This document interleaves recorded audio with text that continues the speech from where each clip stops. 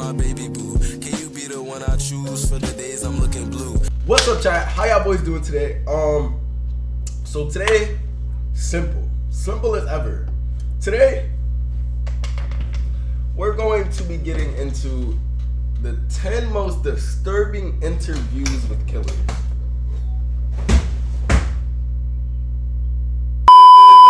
But yeah, back to what I was saying. We have the 10 most disturbing interviews with killer. We have the 10 most disturbing interviews with killers. I don't know how crazy this is about to be. This might be worse than that guy over there. That guy over there. Pure evil. That. David. These might be worse than David's cases. Now, a video coming up, or the video after the next, I will drop a video disclosing information about somebody. Anybody. Because I've been seeing a lot of crazy stories on TikTok. I've been seeing a lot of crazy stories on Instagram about people doing crazy things to their parents, chopping heads off, chopping feet. Are we dead ass? It's the big 2026. We cannot be serious. But look, without further ado, we're gonna go ahead and get into this video. Make sure you guys like the video, make sure you guys subscribe, make sure you guys comment and hit that post notifications button. And join the Discord. It's not that hard. Believe me, if I started murdering people, there'd be none of you left. Welcome to Watch Mo. Let's be for real. You really think you could catch me, nigga? You really think you have the amount of power to catch me and kill me, nigga? You gonna have to catch me and kill me. And before you kill me, you gonna have to catch me. Joe, and today we're taking a look at 10 disturbing interviews with killers. You admit to being evil, Richard? We are all evil in some form or another. For this list, we're looking at instances where accused murderers chilled our bones with statements or body language during interviews. Did any of these moments freak you out? Let us know in the comments. Number 10. John Wayne Gacy. The Netflix documentary The John Wayne Gacy Tapes did a lot to point out the notorious serial killer's sociopathic tendencies when it came to shifting blame for his accused crimes. Shoelaces, huh? You're in trouble now. Yeah, right. Aren't you afraid sitting that close to me? This wasn't the first time evidence to that end has come out, however, as documented by this piece from CBS News 2 Chicago back in 1992. I don't believe in hitting children. I don't believe in spoiling a child either. My values are such that if you give enough love to the children. You're accused of murdering 33 kids and you.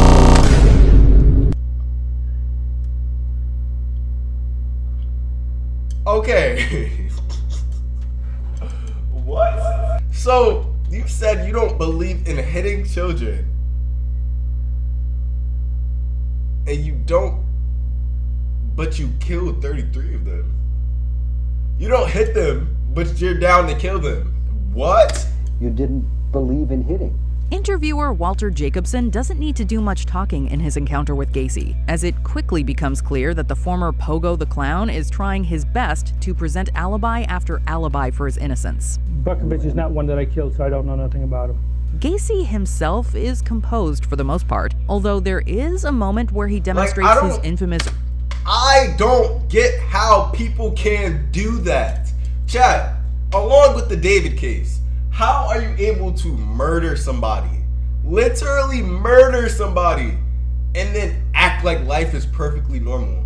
If, God forbid, I would never do something like that, but if I was to kill somebody, chat, I don't know how I would go about the rest of my life. It's physically and mentally impossible. You're gonna be thinking about that everywhere you go. Everything you do, you're gonna be thinking about it. Come on, bro. Rope trick with a shoelace that echoes the methodology of his horrible crimes. And you just turn this, and I says it causes a tourniquet. I said that's the only knot I ever learned. Precisely the kind of knot found on the ropes. Number 9. Ted Bundy. Time can change many things about a person, including how they behave while being interviewed. The Ted Bundy featured in a 1977 jailhouse interview from KUTV News appears more in line with the suave yet cold-blooded reputation Bundy had among other notorious serial killers. You feel that everything will turn out all right, that you are innocent. Do you still feel that?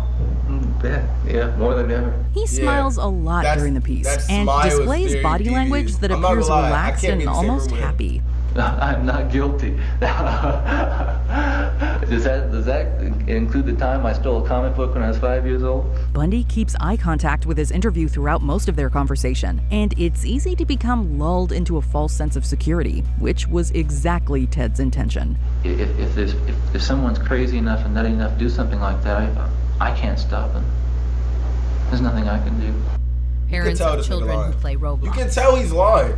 If your child was sexually exposed, I don't want to play Roblox. Fast forward to the night before his execution, and we see a fearful and pensive Ted Bundy, a man seeking to shift blame for his crimes during his interview with Christian conservative evangelist James Dobson. There are forces at loose in this country, particularly, again, this kind of violent pornography. Number 8, Richard Ramirez.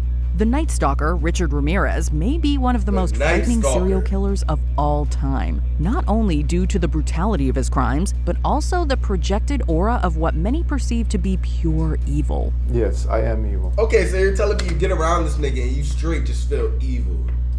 Evilness. You feel all the dark energy going throughout your body. It's in your veins. It's in your neck. It's in your head. Not 100%, but I am evil. It's easy to see why during some of Ramirez's more notable interviews over the years, including one conducted with author Mike Watkis. Serial killers do on a small scale what governments do on a large one. Okay, I'm not trying to be that nigga to agree with him. I'm not trying to be that nigga to agree with him. But let's really think about it. The government does hide more stuff from us than actual serial killers and murderers do. Murderers just go around and kill people and get caught. The government kills people and laughs and gets away with it because they're the government and they control everything that goes on in the world. So with this statement, my boy Loki got a point.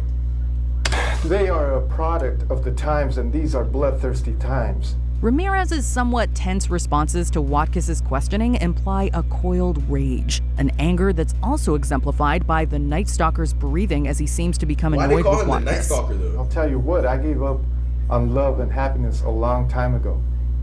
Why? I don't care to explain that. Let the quote stand for itself. Ramirez is comparatively more relaxed during a piece with Inside Edition, although that interview also hammers home the Night Stalker's obsession with Satanism, evil, and the occult. I believe in the evil in human nature. This is a wicked, wicked world, and in a wicked world, wicked people are born. Number 7, Edmund Kemper. There's something truly bone-chilling about the matter-of-fact way in which the co-ed killer, Edmund Kemper, describes his past in the 1981 documentary The Killing of America. Everything went towards killing him, and I didn't. But I'm saying, wow, it's uncanny. It was almost like it was meant to be that way, and I said, wow, this gotta stop. Kemper's impressive intellect and well-spoken nature belie the brutality of a man who committed his first murder at the age of 15. And if it had been in a city, I would have been a mass murderer at age 15. I would have killed until they gunned me down. I wouldn't have been able to reason my way out of it. The killer even makes a self-referential joke to his modus operandi of picking up hitchhikers by putting on a pair of glasses and asking the camera whether they would get into a car with him. Now, would you get in the car with this man? Huh? Kemper's mental state comes across as perpetually active, like a bubbling pot of water about to boil over, while the documentary's exploitative narration pushes the creep factor of this one over the top. I am an American, and I killed Americans. I am a human being, and I killed human beings. And I did it in my society. Imagine being able to build an app. Does that make it normal? No, for real though. Chat, does that make that normal? Your name on it, just by thinking about it. Meet Base 44, a complete AI creation I feel like platform. Everyone in this little Number 6, documentary Jeffrey is trying to right their wrongs by saying it's normal. So you're telling me right now it's normal if I go to a Starbucks and get me a nice mocha latte and just jump across the counter and smack the There's no barely repressed rage within the demeanor of Jeffrey Dahmer as he discusses his history with interviewer Stone Phillips. And I acted on my fantasies, and that's where everything went wrong. Nor are there any wild headline-grabbing theatrics. Instead, Dahmer's quiet and soft-spoken recounting Jeffrey of his Dahmer, horrible crimes lends the piece that's that much more power. The only motive that there ever was to completely control a person that I found physically attractive. There's the power of shock as he discusses the failed attempts at creating, quote, living zombies with the remains of his victims. Killing was... So he was trying to unalive people to alive people. Wasn't the objective. Nah, I this guy's just wanted to have the person under my complete control. There's also the power of how Dahmer's moments of shocking violence are undercut by the killer's regret for the decisions he made, and the futility of what seemed to be a date with infamy and destiny. Once it happened the first time, it just seemed like it had control of my life from there on in. Number 5, Gary Ridgway. Gary Ridgway, aka the Green River Killer, was one of the most prolific of all American serial murderers. Well, I whipped out my ID, and with my ID would be I'd put my finger over my driver's license to hide my name. Ridgway was also perhaps one of the most unrepentant, a sentiment that's placed front and center during any of his interviews. A picture of my son. They would know I was a probably normal person. Take, for example, one he did with FBI psychopathy profiler Mary Ellen O'Toole, where he very calmly describes how he would gain the trust of his victims. The only thing that would be better than that would be to have your son in the car with you. That would be a incredible ruse. That happened once. O'Toole manages to get Ridgway talking in depth about his past, his upbringing, and the dozens of victims attributed to the Green River Killer's rampage. Number 4, Charles Manson. Smart founders know something most people miss. Why do I keep getting all these even ads, if you're not ready bro? to launch your business? With Wix, you can grab yours now and then get to work. There has been a wealth of interview footage of Charles Manson released over the years, much of which can be used as evidence for the man's often unhinged persona. Do you feel blame? Are you mad? Do you feel like This one of the niggas. Chat, these are one of those people you genuinely just gotta sit down and just punch the shit out of him. What the fuck are you talking about? This guy just said. As evidence for the man's often unhinged persona. Do you feel blame? Are you mad? Do you feel like And there. Shout out to my boy D. Adrian Hardy. Hear from this 1987 interview with Today correspondent Heidi Schulman. I wouldn't do anything that I felt. Is that the chat? Oh no. Oh no. He has the Nazi symbol on his forehead. Yo, these niggas are crazy. Guilty about. You don't feel guilty at all? There's no need to feel guilty. I haven't done anything I'm ashamed of. However, there's also this intent to shatter the myth of Manson as a leader, and this is aided by the visual of Manson's scattershot presence during the interview. Maybe I should have killed 400 or 500 people, then I would have felt better. Then when I felt like I really offered society something. Although the occasionally violent outbursts by Manson have been well documented in this piece, it's the more soft-spoken sound bites that reveal more about the man's own admitted failures and shortcomings. My awareness and my consciousness is not the same as somebody that goes to school and has a mom and Nigga, dad. your awareness and your consciousness not is having fucking parents slow. have left me in another dimension, so to say. Dude, you're from another. Why do I keep getting this many ads? Number 3, Otis Toole. I like to see a whole city burned down. This interview with Otis Toole is the stuff of nightmares. There are a lot of reasons for this too, not the least of which is Toole's explosive bursts of laughter and absolutely chilling smile. What do you prefer in life, sex or fire? Or how I know?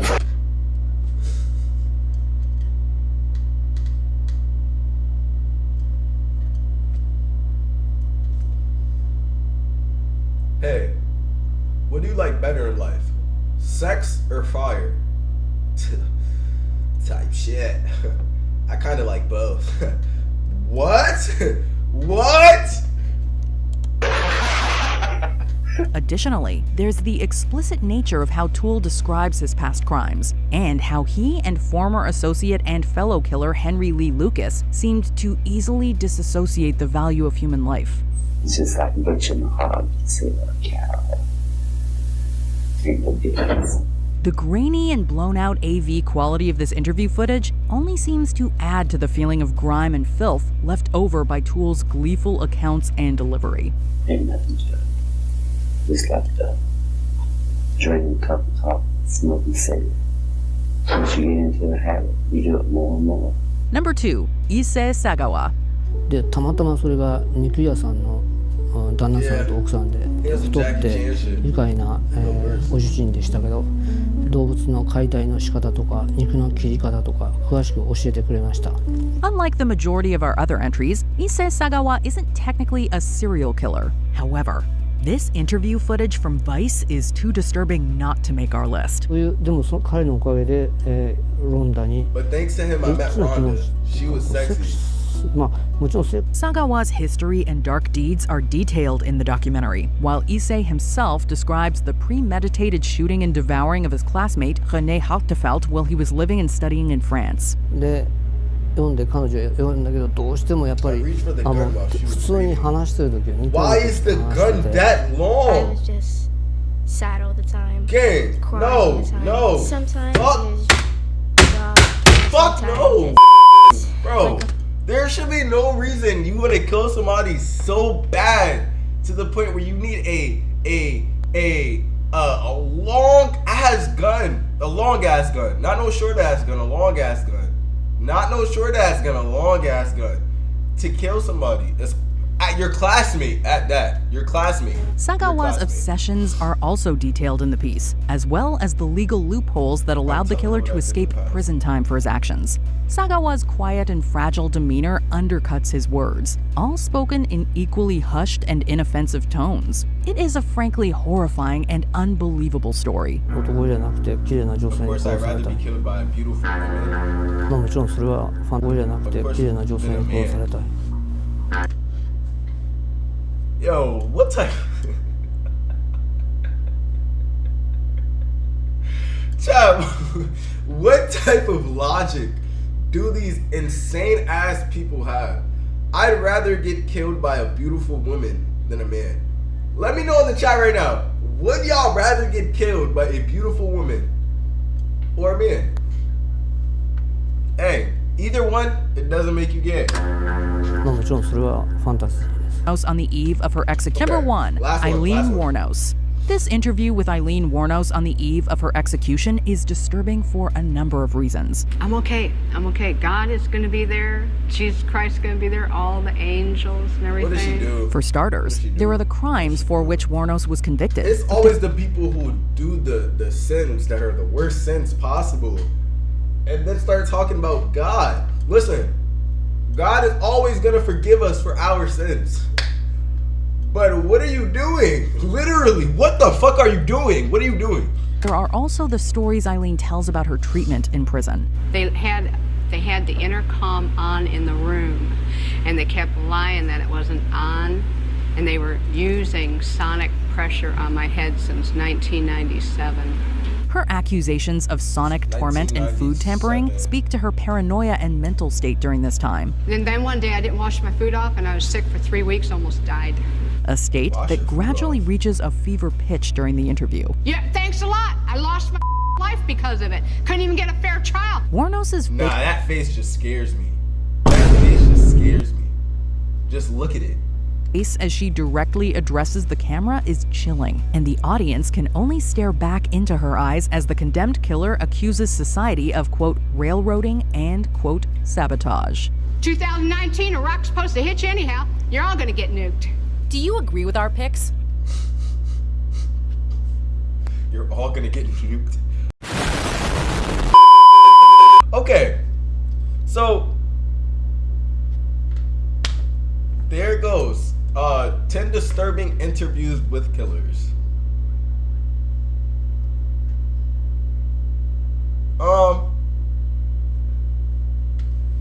definitely gonna. You guys are gonna see the upcoming video. You guys are gonna see the upcoming videos. I will be dropping Trees Hate Us Part 2 very soon. We didn't get to 10 likes. We got to 7. But you guys are low-key selling my bag right now. So I gotta do what I gotta do. You feel me? But that doesn't stop my love for y'all. I appreciate all the support all of you are giving me.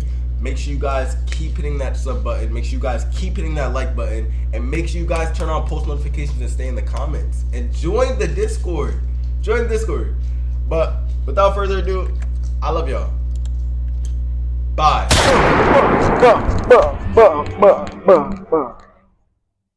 They really wasn't fucking with me.